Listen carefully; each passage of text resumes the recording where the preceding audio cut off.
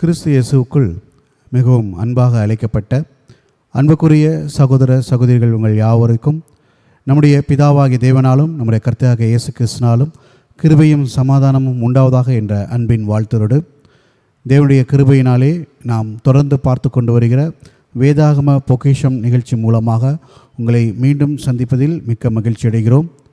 இன்ற நாளிலும் நாம் பார்க்க இருக்கக்கூடிய பொக்கிஷத்தினுடைய தலைப்பு காணும் குருடர்கள் என்ற தலைப்பின் கீழாக நாம் தேவனுடைய சத்தியங்களை நாம் தியானிக்க இருக்கிறோம். அந்த காணும் குருடர்கள் என்ற காரியமானது ஏசாயா 42 அதிகாரம் 16 வசனம் நாம் வாசிக்கும்போது, குருடரை அவர்கள் அறியாத வழியிலே நடத்தி அவர்களுக்கு தெரியாத பாதைகளில் அவர்களை அழைத்து கொண்டு வந்து. அப்புறம் நம்முடைய பிதாவாகிய தேவன் குருடரை அவங்க அறியாத வழியில் நடத்தி அடுத்து அவர்களுக்கு தெரியாத பாதையிலே அவங்கள என்ன பண்ணுறார் அப்படின்னா அழைத்து கொண்டு வருகிறார் அப்படின்னு சொல்லி நம்ம வாசிக்கிறோம். அப்போது இங்கே நம்ம கவனிக்கும்போது இங்கே குருடராய் இருக்கிறவர்களை தான் நம்முடைய பிதாவாகிய தேவன் என்ன பண்ணுறாருன்னா வழி நடத்துகிறார் அப்படின்னு சொல்லி நம்ம கவனிக்கிறோம். அப்போது இங்கே நம்ம கவனிக்கும்போது குருடர்னா யார் அப்படின்றத நம்ம இங்கே கொஞ்சம் கவனிக்கணும். அதே சமயத்தில் இந்த குருடருக்கு அங்கே பார்வை கிடைக்கக்கூடிய ஒரு காரியமானது இது எப்பொழுது இது நடக்கும் அப்படின்ற ஒரு காரியமும் நமக்கு தெரியணும் அப்படின்னு சொல்லி பார்க்குறோம். அப்போ நம்முடைய ஆண்டவராகிய இயேசு கிறிஸ்து தம்முடைய முதலாம் வருகையில் வந்திருக்கும்போது அங்கே இருக்கக்கூடிய இஸ்ரேல் ஜனங்களுக்கு முன்பாக தேவனுடைய சத்தியங்களை என்ன பண்ணுறார் அப்படின்னா அங்கே பகிர்ந்து கொடுக்கும்போது அங்கே ஜனங்களுடைய கண்டிஷன் எப்படி இருக்குது அப்படின்னா அந்த சத்தியத்தை அவங்க விரும்பலை, நேசிக்கவில்லை அப்படின்னு சொல்லி பார்க்குறோம். நம்ம கவனிக்கும்போது மத்தேயு 13 அதிகாரம் 13 வசனம் நாம் வாசிக்கும்போது, அவர்கள் கண்டும் காணாதவர்களாயும் கேட்டும் கேளாதவர்களாயும் உணர்ந்து கொள்ளாதவராயும் இருக்கிறபடினால் அப்படின்னு சொல்லி நம்ம வாசிக்கிறோம். அப்போது அவர்கள் கண்டும் என்ன பண்ணுறாங்கன்னா காணாதவர்களாக இருக்கிறாங்க, கேட்டும் அவங்க உணர்ந்து கொள்ளாதவர்களாக அவங்க இருக்காங்க, கேளாதவர்களாக இருக்காங்க அப்படின்னு சொல்லி நம்ம கவனிக்கிறோம். அப்போ அவங்க கண்டும் அப்படின்னா ஆண்டவராகிய இயேசு கிறிஸ்துவை அவங்க பார்க்குறாங்க. அதே சமயத்தில் அவர் செய்த அற்புதம் அடையாளங்கள் இது எல்லாவற்றையும் அவங்க பார்த்தாலும் கூட அவர்கள் கண்டும் காணாதவர்களாக அங்கே இருக்கிறாங்க. அதே 15 வசனம் நாம் வாசிக்கும்போது, இந்த ஜனங்கள் கண்களினால் காணாமலும் காதுகளினால் கேளாமலும் இருதயத்தினால் உணர்ந்து மனம் திரும்பாமலும் அவங்க இருக்காங்க அப்படின்னு சொல்லி இங்கே நம்ம வாசிக்கிறோம். அப்போது அங்கே இருக்கக்கூடிய ஜனங்கள் அவங்க ஆண்டவராகிய இயேசு கிறிஸ்துவனுடைய பிரசங்கத்தை கேட்குறாங்க, ஆனாலும் அவங்களுடைய இருதயங்கள் ஆனது உணர்ந்து கொள்ளாத ஒரு நிலைமையில் இருக்குது. அதுதான் ஒரு குருடாக்கப்பட்ட ஒரு நிலைமையில் இருக்குது அப்படின்னு சொல்லி பார்க்குறோம்.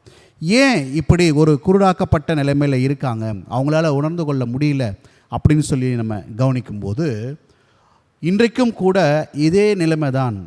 அவர்கள் பார்த்திங்கன்னா சத்தியத்தை கேட்டும் உணர்ந்து கொள்ள முடியாத அளவுக்கு அவங்க ஒரு குருட்டான ஒரு நிலைமையில் அவங்க இருக்காங்க. அப்போது குருட்டுத்தன்மை அப்படின்னு சொல்லி நம்ம கவனிக்கும்போது இங்கே ஃபிசிக்கலாக நம்ம பார்வையில் ஒரு பொருளை பார்க்கக்கூடிய ஒரு விஷயத்தை இங்கே சொல்ல, இருதயத்தில் உணர்ந்து கொள்ள முடியாத ஒரு நிலைமையை சொல்லக்கூடியதாக இருக்குது அப்படின்னு சொல்லி நம்ம கவனிக்கிறோம். அப்போது இங்கே குருட்டு அப்படின்னு சொல்லி பார்க்கும்போது சத்தியங்களும் தேவனுடைய வார்த்தைகளும் கேட்டும் அதை தங்களுடைய இருதயங்களில் உணர்ந்து கொள்ளாதவர்களாக, அதை தங்களுடைய வாழ்க்கையிலே கடைபிடிக்காதவர்களாக இருக்கிறவங்க தான் இன்றைக்கி குருட்டுத்தன்மையில் இருக்காங்க, குருடராக இருக்கிறாங்க அப்படின்னு சொல்லி பார்க்குறோம். ஏன் இப்படி இந்த ஒரு குருட்டுத்தன்மை அப்படின்னு சொல்லி நம்ம கவனிக்கும்போது, நம்முடைய பிதாவாகிய தேவன் இந்த பூமியை அவர் சிருஷ்டித்து அதன் பின்பாக ஆதாமுக்கு இந்த பூமியை கொடுத்த பிற்பாடு ஆதாமுடைய ஒரு பரிபூர்ணமான கீழ்ப்படிதல் இல்லாததுனால அவர் கீழ்ப்படிதலை பிதாவாகிய தேவனுக்கு அவர் காண்பிக்கலை. அவர் அங்கே பாவம் செய்கிறாரு. பாவம் செய்த பிறகு இந்த பூமியானது ஆதாம் நிமித்தம் சபிக்கப்பட்ட ஒரு நிலைமையில் காணப்படுது அப்படின்னு சொல்லி பார்க்குறோம். அதே சமயத்தில் இந்த பூமியானது யாருடைய ஒரு அடிமைத்தின் கீழ் இருக்குது அப்படின்னு சொல்லி நம்ம கவனிக்கும்போது, எப்பொழுது ஆதாம் மீறினாரோ, பாவத்துக்குள்ளே போனாரோ, இந்த பூமியானது சாத்தானுடைய ஒரு அடிமைத்தனத்துக்குள்ளே இருக்குது அப்படின்னு சொல்லி நம்ம கவனிக்கிறோம். அப்போ ஒட்டுமொத்த இந்த உலகமுமே இன்னைக்கு தேவனால் சபிக்கப்பட்ட ஒரு நிலைமையில் இருக்குது. அதே சமயத்தில் சாத்தானுடைய கண்ட்ரோலும் என்ன பண்ணப்படுதுன்னா இங்கே காணப்படுது. அதனால தான் நம்ம அப்போஸ்தலனாகிய பவுல் அவர் நமக்கு 2 கொரிந்தியர் 4ஆம் அதிகாரம் 4ஆம் வசனம் நாம் வாசிக்கும்போது,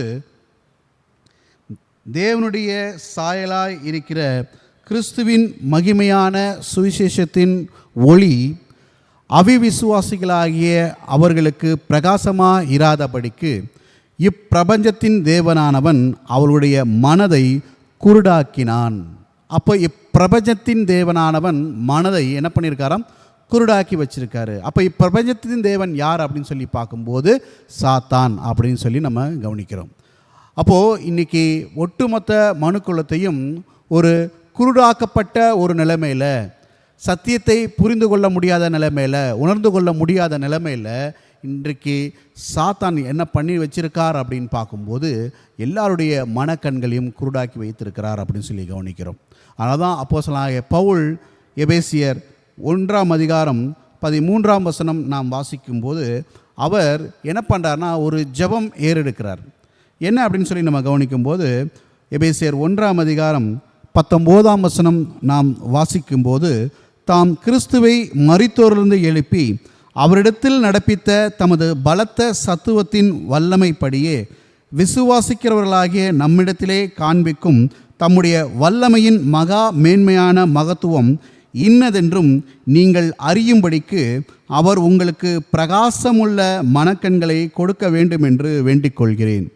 அப்போது பிதாவாகிய தேவனை குறித்தும் ஆண்டவராகிய இயேசு கிறிஸ்துவை குறித்தும் அவருடைய வல்லமை, அவருடைய திட்டங்களை குறித்தும் அறிந்து கொள்வதற்கான பிரகாசமுள்ள ஒரு மனக்கண்களை கொடுக்க வேண்டும் அப்படின்னு சொல்லிட்டு அப்போஸ்தலனாகிய பவுல் நான் உங்களுக்காக வேண்டிக் கொள்ளுகிறேன் அப்படின்னு சொல்கிறார். அப்போது சாத்தான் ஒட்டுமொத்த மனுக்குலத்தையும் குருடாக்கப்பட்ட ஒரு நிலைமையில் இன்றைக்கி இருக்குது அப்படின்னு சொல்லி நம்ம கவனிக்கிறோம். அப்படிப்பட்ட குருடாக்கப்பட்ட நிலைமையில் இன்றைக்கி யார் பிதாவாகிய தேவனுடைய சத்தியத்தை அவங்க சரியாக புரிந்து கொள்கிறாங்களோ, அதன் மேல் ஆர்வம் காட்டுறாங்களோ, இன்றைக்கு யாரெல்லாம் அவர்கிட்ட வராங்களோ அவங்க எல்லாருடைய மனக்கண்களை நம்முடைய பிதாவாகிய தேவன், நம்முடைய ஆண்டவராகிய இயேசு கிறிஸ்து மூலமாக அவர் திறப்பார் அப்படின்னு சொல்லி பார்க்குறோம். சாத்தான் இன்றைக்கி ஒட்டுமொத்த மனுக்குலத்தையும் எப்படி குருடாக்கி வச்சிருக்கிறார் அப்படின்னு சொல்லி பார்க்கும்போது கிறிஸ்துவ மண்டலத்தையும் கூட எப்படிப்பட்ட ஒரு குருட்டுத்தன்மை இருக்குது அப்படின்னு சொல்லி பார்க்கும்போது பிதாவாகிய தேவனும் ஆண்டவராகிய இயேசு கிறிஸ்துவும் அவர்களை பற்றின சத்தியங்களை சாத்தான் என்ன பண்ணி வச்சிருக்கார் அப்படின்னா மறைத்து வைத்திருக்கிறார். அப்போது பிதாவாகிய தேவன் யெகோவா தேவன், அவருடைய குமாரன் நம்முடைய ஆண்டவராகிய இயேசு கிறிஸ்து, இந்த சத்தியத்தை சாத்தான் என்ன பண்ணி வச்சிருக்கார் அப்படின்னு பார்க்கும்போது மறைச்சி வச்சிருக்கிறார் அப்படின்னு சொல்லி பார்க்குறோம். அநேகருடைய புரிந்து கொள்ளுதல் எப்படி இருக்குது அப்படின்னா பிதாவாகிய தேவனும் ஆண்டவராகிய இயேசு கிறிஸ்துவும் ஒன்று தான். அதே போல் அடுத்து நம்ம கவனிக்கும்போது பிதாதான் ஆண்டவராகிய இயேசு கிறிஸ்து. இப்படிப்பட்ட ஒரு குருட்டுத்தன்மையை சாத்தான் என்ன பண்ணி வச்சுருக்காருன்னா கிறிஸ்துவ மண்டலத்தில் அவர் அங்கே முழுவதுமாக அங்கே நிரப்பி வச்சிருக்கிறார் அப்படின்னு சொல்லி பார்க்குறோம். இதை அறியாத ஜனங்கள் என்ன பண்ணுறாங்க அப்படின்னா மீண்டும் மீண்டுமாக அநேக ஒரு தவறான உபதேசங்களுக்குள்ளே அவங்க போயிடுறாங்க. அப்போது அடிப்படையே பிதாவாகிய தேவன் யெகோவா தேவன், அவருடைய குமாரன் நம்முடைய ஆண்டவராகிய இயேசு கிறிஸ்து. அப்போது இதுதான் ஒரு அஸ்திபாரம் அப்படின்னு சொல்லி பார்க்குறோம். அப்போது அஸ்திபாரம் சரியாக இருந்தால் தான் அதற்கப்புறம் கட்டக்கூடிய ஒரு பில்டிங் ஆனது ஸ்ட்ராங்காக இருக்கும் அப்படின்னு சொல்லி பார்க்குறோம். ஆனால் கிறிஸ்துவ மண்டலத்தில் அநேகருடைய தவறான புரிந்து கொள்ளுதலால் அங்கே அஸ்திபாரமே சரியாக இல்லை. அதற்கு பிறகு அவங்க கேட்கக்கூடிய எல்லா சத்தியங்களும் உபதேசங்களும் அது ஒரு சரியான ஒரு அடித்தளம் இல்லாத ஒரு சத்தியமாக காணப்படுது. இப்படிப்பட்ட இருக்கக்கூடிய ஒட்டுமொத்த மனுக்குலத்துக்கும் நம்முடைய பிதாவாகிய தேவன் என்ன பண்ணுறாருன்னா குருடாக்கப்பட்ட இருக்கக்கூடிய எல்லாருடைய மனக்கண்களையும் அவர் அங்கே திறக்கிறார் அப்படின்னு சொல்லி பார்க்குறோம். எப்பொழுது அவர் திறப்பார் அப்படின்னு சொல்லி நம்ம கவனிக்கும்போது ஏசாயா 2ஆம் அதிகாரம் 2ஆம் வசனம் நாம் வாசிக்கும்போது, கடைசி நாட்களில் கர்த்தருடைய ஆலயமாகிய பர்வதங்களின் கொடுமுடியில் ஸ்தாபிக்கப்பட்டு மலைகளுக்கு மேலாய் உயர்த்தப்படும். எல்லா ஜாதிகளும் அதற்கு ஓடி வருவார்கள். அப்போது கர்த்தருடைய ஆலயமாகிய பர்வதம் அப்படின்னு சொல்லி பார்க்கும்போது இது நம் ஆண்டவராகிய இயேசு கிறிஸ்துவனுடைய 1000 ஆண்டு அரசாட்சி காலப்பகுதியில் நடக்கக்கூடிய ஒரு சம்பவம் அப்படின்னு சொல்லி நம்ம கவனிக்கிறோம். அப்போது என்ன பண்ணுவார் அப்படின்னா, எல்லா ஜனங்களும் அவரிடத்துல ஓடி வருவாங்க. நாம் 3ஆம் வசனம் வாசிக்கும்போது, திரளான ஜனங்கள் புறப்பட்டு வந்து, நாம் கர்த்தரின் பர்வதத்துக்கும் யாக்கோபின் தேவனுடைய ஆலயத்துக்கும் போவோம் வாருங்கள், அவர் தமது வழிகளை நமக்கு போதிப்பார், நாம் அவர் பாதைகளில் நடப்போம் என்பார்கள். ஏனெனில் சீயோனிலிருந்து வேதமும் எருசலேமிலிருந்து கர்த்தரின் வசனமும் வெளிப்படும். அப்போது ஆண்டவராக இயேசு கிறிஸ்துவனுடைய 1000 ஆண்டு அரசாட்சியில் ஜனங்கள் எல்லாரும் என்ன சொல்லுவாங்கன்னா, கர்த்தருடைய பர்வத்துக்கு நம்ம என்ன பண்ணுவோம், ஆலயத்துக்கு போவோம், அவர் தமது வழிகளை போதிப்பார் அப்படின்னு சொல்லிட்டு எல்லா ஜனங்களும் என்ன பண்ணுவாங்கன்னா, தேவனிடம் திரும்புவாங்க. அப்போ உண்மையான சத்தியம் எது, உண்மையான கடவுள் யெகோவா தேவன், அவருடைய குமாரன் ஆண்டவராக இயேசு கிறிஸ்து அப்படின்ற அந்த ஒரு அறிவானது அன்றைக்கி எல்லா ஜனங்களுக்கும் வந்துடும் அப்படின்னு சொல்லி பார்க்குறோம். அவருடைய கண்கள் எல்லாமே திறக்கப்படும் அப்படின்னு சொல்லி நம்ம கவனிக்கிறோம். அப்படி திறக்கப்படும் போது தான் நம்ம வாசித்த அந்த ஏசாயா 42ஆம் அதிகாரம் 16ஆம் வசனத்தில் வாசித்த பிரகாரம் குருடரை அவர்கள் அறியாத வழியிலே நடத்தி, அப்போது இந்த பூமியில் வாழ்கிற வரைக்கும், அதாவது 1000 ஆண்டு அரசாட்சி வரைக்கும் அவர்கள் எப்படி இருந்தாங்கன்னா, குருட்டுத்தன்மையில் இருந்தாங்க, உண்மையான சத்தியம் தெரியாத நிலைமையில் இருந்தாங்க. அப்படிப்பட்ட குருடரை என்ன பண்ணுறாருன்னா, அவர்கள் அறியாத வழியிலே, அது வரைக்கும் சத்தியம் அவங்களுக்கு தெரியல, அவங்க அறியாத வழியிலே நடத்தி அவர்களுக்கு தெரியாத பாதைகளில் அவர்களை அழைத்து கொண்டு வந்து அப்படின்னு சொல்லி பார்க்குறோம். அப்போ அவங்களுக்கு அந்த பாதையே தெரியாத பாதையாக இருக்கும். அந்த பாதையில் பிதாவாகிய தேவன் என்ன பண்ணுவார்னா, நம்முடைய ஆண்டவராக இயேசு கிறிஸ்து மூலமாக அவர்களை வழிநடத்துவார் அப்படின்னு சொல்லி பார்க்குறோம். அப்போது இதுவரைக்கும் சத்தியம் தெரியாத நிலைமையில் இருக்கக்கூடிய அந்த குருட்டுத்தன்மையுள்ள ஒட்டுமொத்த மனுக்குலமும் நம்முடைய பிதாவாகிய தேவனையும் ஆண்டவராக இயேசு கிறிஸ்துவை அறிகிற அறிவிலும் அன்றைக்கு அங்கே 1000 ஆண்டு அரசாட்சியில் இருப்பாங்க அப்படின்னு சொல்லி பார்க்குறோம். அதனால தான் ஆண்டவராக இயேசு கிறிஸ்து அவர் அங்கே பிரசங்கம் பண்ணும்போது கூட மத்தேயு 16ஆம் அதிகாரம் 16ஆம் வசனம் நாம் வாசிக்கும்போது, உங்கள் கண்கள் காண்கிறதுனாலும் உங்கள் காதுகள் கேட்கிறதுனாலும் அவர்கள் பாக்கியம் உள்ளவர்கள். அப்போது இன்றைக்கும் கூட உண்மையான சத்தியத்தை யார் உணர்ந்து கொள்கிறாங்களோ, யார் உண்மையான சத்தியத்தை வாஞ்சிக்கிறாங்களோ, யார் உண்மையான சத்தியத்துக்கேற்றபடி வாழ்க்கை வாழ்கிறாங்களோ, அவங்களுடைய கண்கள் இன்றைக்கு பாக்கியமுள்ளவைகளாக இருக்கிறது அப்படின்னு சொல்லி பார்க்குறோம். இன்னும் ஆழமான சத்தியங்கள் பார்த்திங்கன்னா, யார் அவருடைய சத்தியத்தின் மீது ஆர்வம் இருக்காங்களோ அவங்களுக்கு இன்றைக்கும் அவர் பிதாவாகிய தேவன் ஆண்டவராக இயேசு கிறிஸ்து மூலமாக கொடுத்து கொண்டு இருக்கிறார் அப்படின்னு சொல்லி பார்க்குறோம். அப்போது இன்றைக்கு நாம் பார்த்த வேதாகம பொக்கிஷமானது காணும் குருடர்கள்.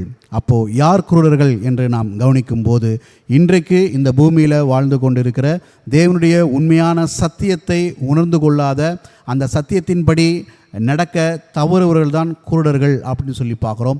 எப்பொழுது அவருடைய கண்கள் திறக்கப்படும், எப்பொழுது அவர்கள் காண்பார்கள் என்று சொல்லி நாம் கவனிக்கும் போது, ஆண்டவராக இயேசு கிறிஸ்துவுடைய ராஜ்யத்தில் அவர்கள் கண்கள் திறக்கப்படும். அந்த கண்கள் திறக்கப்படும் போது அவர்கள் தேவனுடைய பாதையில் நடப்பார்கள் அப்படின்னு சொல்லி நம்ம கவனிக்கிறோம்.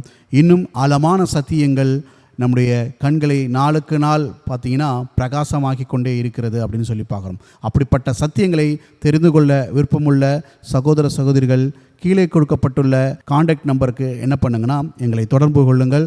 நாங்கள் தேவனுடைய உண்மையான சத்தியங்களை உங்களுக்கு பகிர்ந்து கொடுக்க எப்பொழுதும் ஆயத்தமாக இருக்கிறோம். தேவன் தாமே நம் ஒருவரையும் ஆசீர்வதிப்பாராக. ஆமேன்.